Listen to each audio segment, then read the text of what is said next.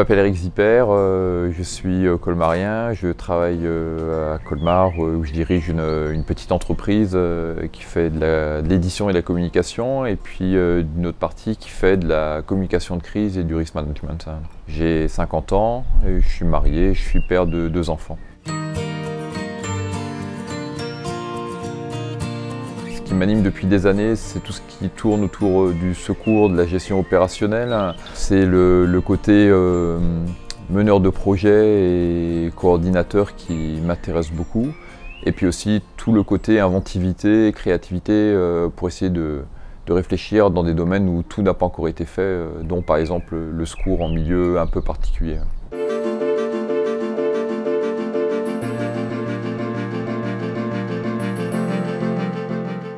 Je dirige bénévolement une ONG qui s'appelle le Corps mondial de secours, dont je suis président depuis 4 ans et à laquelle j'appartiens depuis 12 ans, et avec laquelle je suis parti de très nombreuses fois à l'étranger sur des missions de secours de catastrophe. J'ai commencé, comme tout le monde commence, par ce qui s'appelait à l'époque le BNS, c'était le brevet national de secourisme, c'était le premier échelon. Parallèlement, je faisais de la spélo. La spélo, c'est la seule association qui a ses propres secours. Quand vous faites de la spélo, très vite on vous demande aussi, pour peu que vous ne soyez pas trop mauvais en spélo, de rentrer dans les équipes de secours. Et puis voilà, quand vous êtes dans les équipes, vous avez forcément un truc qui vous intéresse, donc vous formez, et puis une fois que vous êtes un peu formé, on vous demande de prendre responsabilité, puis voilà, vous avez mis le pied dans l'engrenage, et puis moi c'est quelque chose qui m'a passionné dès le début.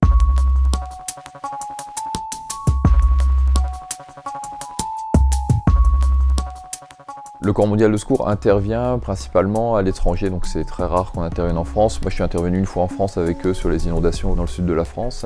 Et ensuite on intervient que sur des catastrophes où l'aide internationale est demandée et où elle est réellement utile en arrivant là-bas. Donc en fait moi je suis parti 4 fois, une fois en Thaïlande après le tsunami, une fois à Haïti après le tremblement de terre, aux Philippines après le typhon Haiyan, et puis au Népal après le séisme d'il y a 1 mois. C'était une mission post-séisme traditionnelle, c'est-à-dire où il faut s'engager dans les bâtiments qui ne tiennent plus, où on prend toutes les mesures de sécurité, mais enfin on espère quand même juste qu'il n'y aura pas une réplique au moment où on est dedans. On a aussi recueilli beaucoup de matériel et de denrées qu'ils avaient. Ils stockent beaucoup de riz dans les maisons. Donc à 3 semaines de la mousson, c'est pareil, c'était vital aussi de leur ressortir tout ce qu'on pouvait. Et puis on a fait beaucoup d'expertises de bâtiments. On était régulièrement questionnés, est-ce qu'on peut rentrer dans notre maison, est-ce qu'on peut la reconstruire, est-ce qu'on peut juste la réparer, est-ce qu'il faut la battre. Donc ça a été sur des petites maisons, mais ça a aussi été sur des orphelinats et puis un gros temple bouddhiste.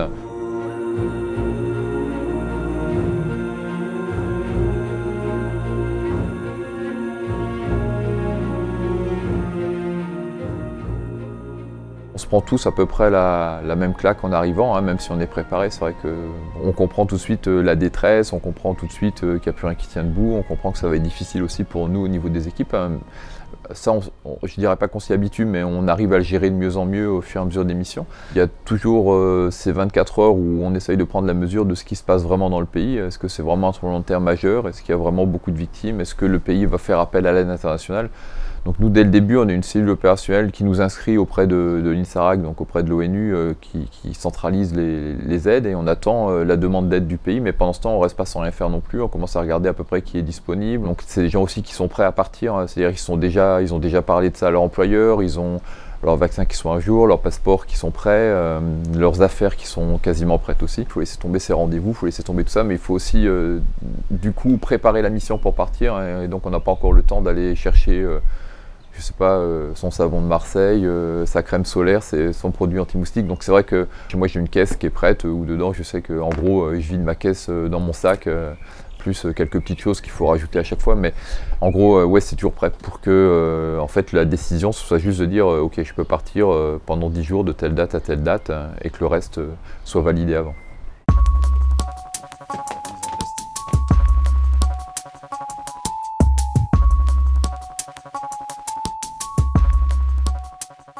Il y a des éléments qui m'ont profondément marqué parce qu'ils étaient très joyeux ou très décalé ou humainement très fort.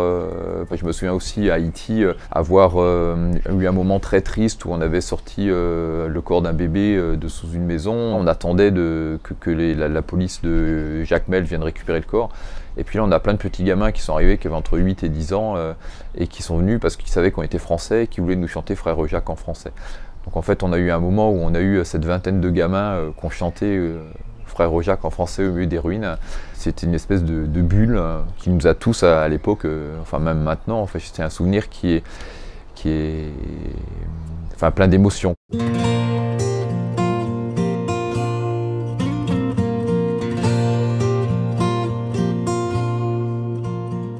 Il y a des gens qui s'engageront jamais dans ce genre de choses, alors c'est pas un jugement de valeur, hein, mais je pense qu'il faut déjà au début avoir un petit peu d'empathie quand même pour ce qui se passe, et puis se dire que sur la planète on est quand même un peu tous sur le même bateau, et puis qu'il faut, il faut forcément aussi aller aider les gens qui n'y arrivent pas tout seuls au moment où ça va mal pour eux.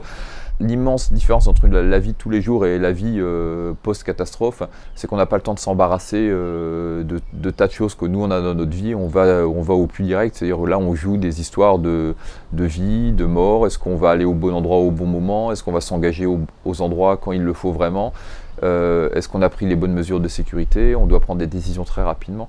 Donc forcément tout ça, ça vous fait changer votre manière de voir les choses. Pas de changer l'échelle des valeurs qu'on a, parce que l'échelle des valeurs, on est forcé de partager celle qui est commune à notre société, sinon on serait juste invivable. C'est-à-dire plus rien n'aurait d'importance pour nous, sauf des choses capitales. Mais malgré tout, je pense que voilà, il y a une rapidité à prendre des décisions, et puis il y a quand même au fond de soi-même, ces expériences, on les garde et forcément ça nous a enrichi. Enfin, moi je le vois vraiment comme ça.